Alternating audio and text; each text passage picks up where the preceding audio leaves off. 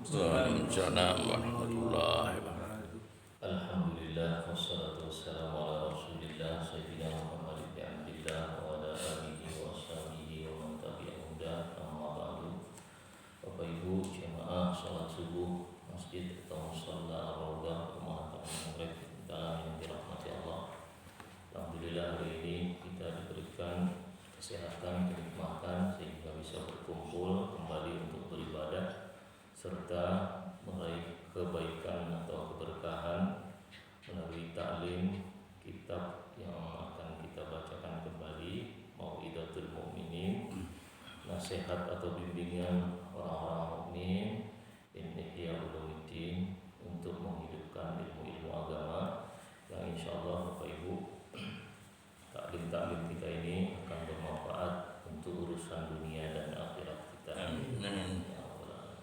Kita lanjutkan. Bismillahirrahmanirrahim. Fadilatul adhan itu hukum dan atau keutamaan tentang azan. Ini masih seputar sholat atau sholat berjamaah. Azan ada kaitannya dengan sholat itu sendiri, sehingga nanti Bapak Ibu baik yang berjamaah ataupun sholat sendiri, jika memang memungkinkan dan hukumnya sunnah, itu tetap juga untuk azan. Qala Nabi sallallahu alaihi wasallam, berkata baginda Nabi Muhammad sallallahu alaihi wasallam, la yasma'u nida'al muadzin jinnun wala insun wala syai'un illa syahida lahu yaumal qiyamah. Berkata baginda Nabi Muhammad sallallahu alaihi wasallam, tidaklah seseorang itu mendengar suara muadzin atau suara azan, baik terdiri dari bangsa jin atau bangsa manusia, ataupun sesuatu itu menurut perkiraan manusia itu adalah benda mati, illa syahidalahu yaumal qiyamah, tidaklah mereka semua itu kecuali akan menjadi saksi-saksi nanti di hari kiamat. Nah, jadi Bapak Ibu, jika ada suara muadzin atau azan, insyaallah selain berpahala besar, makanya tidak heran dikatakan Nabi juga dalam hadis beliau yang lain, bahwasanya di antara orang yang baik lehernya nanti atau panjang itu nanti di hari kiamat adalah orang yang melantunkan azan, karena itu nanti akan menjadi saksi-saksi bagi siapa yang mendengarnya. Jadi Bapak Ibu, azan itu nanti hatta dalam sebuah riwayat dikatakan batu yang kita kira dia mati itu nanti juga akan menjadi saksi bahwasanya dia pernah mendengar senandung azan dari orang yang mengumandangkannya. Jadi di sini juga kita mendapat pelajaran Bapak Ibu, bahwasanya selama di dunia kita memang harus membawa atau menjadikan barang-barang atau siapapun itu saksi kebaikan kita. Contoh halnya ketika kita sholat sunnah itu Bapak Ibu kita pindah-pindah, itu diantara illah atau alasannya itu juga adalah bagian kita dari memperbanyak saksi nanti di hari kiamat. Boleh jadi Bapak Ibu melakukan perjalanan atau apa dan sebagainya, syukur-syukur bisa singgah di masjid atau musola. Mudah-mudahan itu juga nanti menjadi saksi di akhirat bahwasanya Bapak Ibu itu adalah ahlul masjid, orang yang suka terpaut hatinya di masjid. Nah, begitu juga mungkin kita punya pakaian atau baju-baju yang itu jarang atau bahkan tidak pernah dibawa untuk kebaikan, untuk sholat. Bawalah benda-benda atau media-media itu untuk nanti menjadi saksi. Ini saya sedikit cerita. Ini batik saya yang saya pakai ini secara kedinasan itu dipakai setahun sekali, tanggal 20 Maret. Karena ini batik hakim seluruh Indonesia. Tapi kalau saya berpikir hanya dipakai setahun sekali, di situ tidak ada jamaahnya dipakai, di situ tidak ada sholat sunnahnya, tahajud atau duha atau apa dan sebagainya, sayang. Nah, itu nanti menjadi saksi. Jadi Bapak Ibu, apa yang menjadi kepemilikan kita, mobil, motor, sepeda atau apapun, baju, benda-benda lain yang memungkinkan untuk dibawa kebaikan, untuk sholat, anak juga begitu. Mudah-mudahan nanti itu menjadi pemberat atau saksi-saksi kebaikan kita nanti di hari kiamat. Amin. Wa qala sallallahu alaihi wasallam, berkata baginda Nabi Muhammad sallallahu alaihi wasallam pula, idza sami'tun nida, jika kalian mendengarkan panggilan atau dalam hal ini panggilan salat atau adzan, faqulu, maka jawablah, ikutilah, berkatalah, mithla ma yaqulul muadzin, sebagaimana apa yang dikumandangkan atau dilantunkan oleh muadzin atau orang yang melantunkan azan. Wa dzalika mahbubun mustahabun, dan itu hukumnya adalah sunnah yang sangat sekali dianjurkan, illa fil hayyalatain, kecuali dalam narasi atau kalimat adzan hayya 'alas shalah hayya 'alal falah. Jadi Bapak Ibu, ketika kita mendengarkan lantunan azan, fardu sunnah kifayahnya itu, sunnah muakkadahnya itu cukup sekali. Kan kita biasa mendengar azan di sini, mendengar azan di sana, di sana, di sana, di sana. Nah, itu cukup sekali menjawabnya, dan hukumnya sunnah muakkadah, sunnah mustahabah, sunnah yang betul-betul dianjurkan. Nah, jika memungkinkan untuk kita jawab, jawablah dalam hati atau dalam lisan dengan sedikit suara, itu hukumnya sunnah sekali. Nah, kalau memang tidak memungkinkan, ada sesuatu yang uzur, ya itu juga hukumnya tidak berdosa. Hanya saja dimakruhkan ketika dia mampu, ketika dia bisa mendengar azan atau juga iqamat tapi tidak dijawab, tidak diikuti, maka hukumnya makruh. Oleh karenanya ketika ada kegiatan-kegiatan yang memungkinkan untuk kita bisa menghentikan sementara untuk menjawab azan atau iqamat, itu hukumnya sunnah. Nah, tapi misal Bapak Ibu kita ikut acara itu bukan domain kita, bukan wilayah kita, kemudian kita minta hentikan, ya tidak perlu, karena kita tidak punya kekuasaan atau wilayah untuk itu. Tetapi jika kita semua menyadari bahwasanya itu berhenti, ya syukurlah diberhentikan kegiatan untuk menjawab hal-hal sunnah yang seperti itu. Nah, kemarin saya baca berita Ahmad Dhani itu punya band kan Bapak Ibu. Nah, dia punya kekuasaan di situ. Ceritanya bahwasanya itu ada azan maghrib, dia suruh berhenti semua. Nah, dengar dulu. Dia memang tidak mengatakan untuk menjawab, Allahu a'lam mereka atau dia punya ilmu atau tidak, tapi setidaknya itu adalah sebuah penghormatan untuk syiar-syiar Islam jika memang memungkinkan untuk itu. Nah, syukur-syukur bisa dijawab. Jadi begitu pula Bapak Ibu, jika memungkinkan untuk kita, misal kita sebagai guru dan kita punya kekuasaan di kelas itu, terdengar suara azan, untuk berhentikanlah kegiatan belajar mengajar sementara waktu, karena azan itu biasanya tidak diulang 2 kali oleh muadzin. Nah, dia hanya sesaat, dia hanya sebentar. Nah, dengarkanlah atau jawablah. Nah, sama halnya sebelum-sebelumnya saya punya tanda petik kekuasaan. Dulu pernah jadi pimpinan utama 2 kali itu. Saya minta kegiatan apapun ketika azan itu berhenti untuk dijawab, untuk didengar. Nah, tetapi jika posisinya berbeda, maka kita serahkan saja dalam hati dan dalam keadaan-keadaan tertentu nanti. Memang dibuat juga kebijakan ketika azan itu dikumandangkan, sebisa mungkin ketika bertabrakan dengan kegiatan itu untuk dipercepat azannya. Jangan lambat-lambat, akhirnya kita juga lama menunggunya. Nah, itu memang kita untuk itu.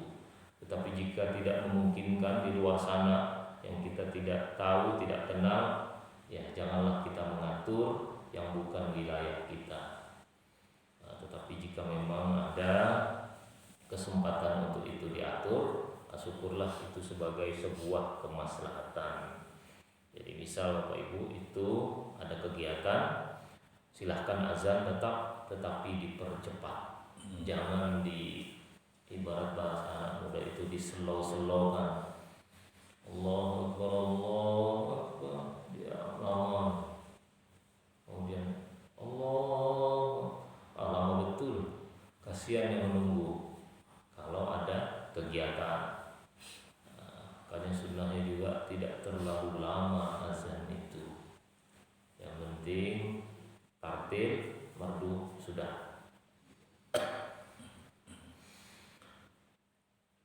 Jadi hukumnya Bapak Ibu menjawab azan dan juga iqamah itu adalah sunnah mustahabah, sunnah yang sangat dianjurkan. Illa fil hayya 'alatain, kecuali nanti di kalimat hayya 'alas shalah, hayya 'alal falah. Fa innahu yaqulu fihima, dan orang itu bisa berkata untuk menjawab pada dua kalimat itu tadi, la haula wala quwwata illa billah. Jadi Bapak Ibu kalau azan itu Allahu Akbar, Allahu Akbar, jawabannya juga Allahu Akbar, Allahu Akbar. Asyhadu an la ilaha illallah, asyhadu an la ilaha illallah juga. Asyhadu anna Muhammadar Rasulullah, asyhadu anna Muhammadar Rasulullah juga. Kecuali Nabi. Nabi ketika menjawab asyhadu anna Muhammadar Rasulullah, beliau berbeda sendiri. Asyhadu anni Rasulullah, aku bersaksi bahwasanya aku sendiri adalah utusan Allah. Karena Bapak Ibu kita bukan Nabi, maka menjawabnya tetap asyhadu anna Muhammadar Rasulullah. Kemudian hayya 'alas shalah tadi sudah diajarkan la haula wala quwwata illa billah.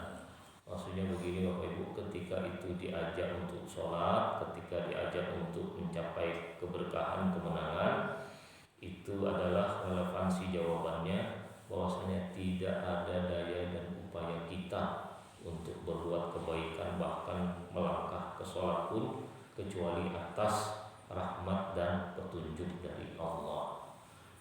Jadi Bapak Ibu misal ada keluarga, ada tetangga, ada teman yang sebetulnya dia punya kemampuan untuk sholat berjamaah, ya sudahlah, itu urusan dia, nanti hitungannya dengan Tuhan itu sendiri. Kita juga bersyukur kita sudah diberi petunjuk untuk itu, dan tidak ada daya upaya untuk kita menunjukkan lebih baik daripada orang lain, itu kecuali atas rahmat Allah itu sendiri. Jadi kalaupun kita berbuat kebaikan seperti melangkah ke masjid, itu atas rahmat dan hidayah Allah, bukan menjadi merasa lebih baik daripada orang lain, tapi setidaknya itu kebaikan yang dianugerahkan Allah kepada kita. Kita berharap ditunjukkan, diberikan istiqomah, dan sekali lagi Bapak Ibu, tidak ada daya upaya kecuali Allah yang menunjukkan. Makanya kenapa zikir terbaik, paling baik itu adalah la ilaha illallah. Itu ingin menunjukkan kepada kita ini tidak ada apa-apa kecuali atas rahmat dan berkah dari Allah. Makanya juga pembukaan undang-undang itu kan atas berkah rahmat Allah. Kalau bukan karena berkat rahmat Allah, kita ini tidak ada apa-apa. Jadi semua itu karena Allah. Dan kita juga bisa belajar sedikit dari cerita Nabi Musa. Sedikit saya singgung. Beliau pernah sakit gigi, maka pada waktu beliau berdoa diilhamkan, ditunjukkan Nabi Musa, ambillah daun itu, kemudian bacalah asma Allah, tempel di pipi atau dalam riwayat juga di gigi, sembuhlah beliau. Satu waktu beliau sakit gigi lagi, karena ingat kemarin ambil daun, beliau ambil daun. Tetapi yang kedua itu tidak sembuh. Beliau kemudian berdialog dan berdoa kepada Allah, kenapa ini enggak sembuh?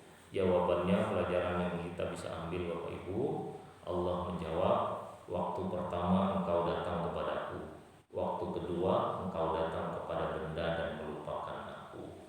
Nah, jadi segala sesuatunya Bapak Ibu, hatta sampai kita hari ini sehat, senang, bahagia, itu boleh jadi atas berkat rahmat Allah. Nah, kemudian Allah Akbar, Allah Akbar, jawabannya sama. La ilaha illallah, jawabannya juga sama. Wa fi qaulihi qad qamatis shalah. Nah, ini melangkah ke qomat, qomat. Jadi ketika qomat juga dilantunkan, Allah Akbar, Allah Akbar, sama asyhadu alla ilaha illallah, asyhadu anna muhammadar rasulullah, hayya 'alas shalah, sama la quwwata illa billah. Nah, qad qamatis shalah itu jawaban singkatnya Bapak Ibu, aqamahullah wa adamaha. Aqamahullah, semoga Allah tetap mendirikan sholat ini, wa adamaha, dan selalu mengabadikannya nanti hingga hari kiamat. Aqamahullahu wa adamaha. Nanti juga bisa di-googling Ibu, kalau lengkapnya itu aqamahullah wa adamaha madamatis samawati wal ardh. Semoga Allah tetap melestarikannya, mengabadikannya ini hingga masih ada bumi dan langit, artinya kiamat. Tapi singkatnya cukuplah aqamahullah wa adamaha. Dan ini lagi-lagi Bapak Ibu, itu hukumnya sunnah. Kalaupun kita ngobrol apa dan sebagainya, ya uzur atau lupa atau sulit, itu juga tidak berdosa. Tetapi ketika kita sudah belajar mengetahui, sungguh sangat sayang kalau tidak diamalkan. Nah, jadi jawablah, yang mudah-mudahan itu jadi pahala atau pemberat timbangan kita. Wa bit tahwib, dan ketika di perkataan as-salatu khairum minan naum, ai qaul muadzzinil fajri, atau ketika kumandang khusus pada sholat sunnah atau sholat fajar, as-salatu khairum minan naum. Nah, ketika kalimat itu Bapak Ibu, jawabannya adalah sodakta wa barorta. Betul apa yang engkau ucapkan, wa barorta, dan itu adalah kebaikan yang kita saksikan atau engkau saksikan. Nah, jadi kan itu ada kalimat kan Bapak Ibu, as-salatu khairum minan naum. Itu dikutip oleh Pak Budi tadi malam di pengumuman itu. Nah, itu jadi Bapak Ibu, kalau itu ada dikumandangkan saat subuh, itu jawabannya adalah sodakta wa barorta. Nah, singkat. Ada yang panjangnya, sodakta wa barorta wa ana ala dzalika minasyahidin. Betul apa yang engkau saksi, betul yang engkau ucapkan, betul itu adalah sebuah kebaikan, dan aku adalah menjadi saksi untuk itu semua. Nah, tapi terlalu panjang, jadi bisa saja diamalkan yang singkat-singkat. Kalau qomat tadi, qad qamatis shalah aqamahullah wa adamaha, ini yang khusus ya Bapak Ibu. Jadi yang khusus itu ada 3 ketika azan dan iqamah. Allah Akbar, Allah Akbar, asyhadu anna muhammadar rasulullah, itu sama semua. Nah, kecuali hayya 'alas shalah, hayya 'alal falah, la haula wala quwwata illa billah, la haula wala quwwata illa billah. Qad qamatis shalah aqamahullah wa adamaha. Yang singkat saja. Monggo kalau mau nanti di googling. Nah, kemudian tentang as-salatu khairum minan naum, jawabannya adalah sodakta wa barokah. Nah, singkat saja. Wa indal faragh, dan ketika sudah selesai semua, yaqulullahumma, berkata doa sebagaimana doa yang sudah kita pelajari dari kecil. kecil, selesai azan, Allahumma rabb hadhihi da'wati tammah wassalatil qa'imah ati sayyidina Muhammadanil wasilah. Mau tidak pakai sayyidina juga bisa Bapak Ibu. Ati Muhammadanil wasilah wal fadilah wa ba'athu maqaman mahmudan alladzi wa'adta. Nah, ini sampai di situ saja. Mau ditambah juga monggo. Innaka la tukhliful mi'ad. Engkau tidak pernah mengingkari janji. Itu doa selesai azan.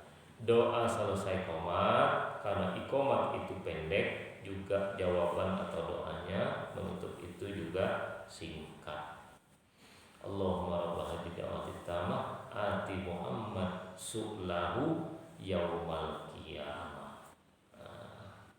Ya Allah, pemilik panggilan yang sempurna, berikanlah kepada Nabi Muhammad doa-doa beliau nanti untuk buktinya di hari kiamat. Singkat, kalau azan itu panjang, kalau iqamat itu pendek. Bapak Ibu yang dirahmati Allah, ini nanti sebetulnya ada juga seputar hal-hal lain tentang azan yang ingin saya singgung, yang ingin saya bicarakan, meski keluar dari matan atau materi kitab, tapi tetap ada kaitannya dengan atau seputar azan, bahkan sejarahnya. Nanti mudah-mudahan di lain kesempatan kita akan tetap membicarakannya.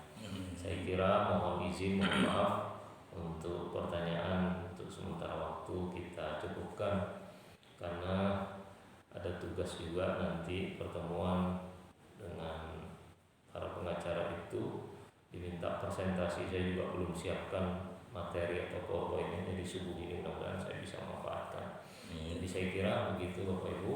Terima kasih atas segala perhatian. Mohon maaf ada kekurangan. Insya Allah nanti jika ada umur dan panjang semua kita sehat untuk pertanyaan-pertanyaan seputar apa yang kita kaji atau kita taklimkan. Subhanakallah wa bihamdika asyhadu an la ilaha illa anta astaghfiruka wa atubu ilaik. Assalamualaikum warahmatullahi wabarakatuh. Waalaikumsalam.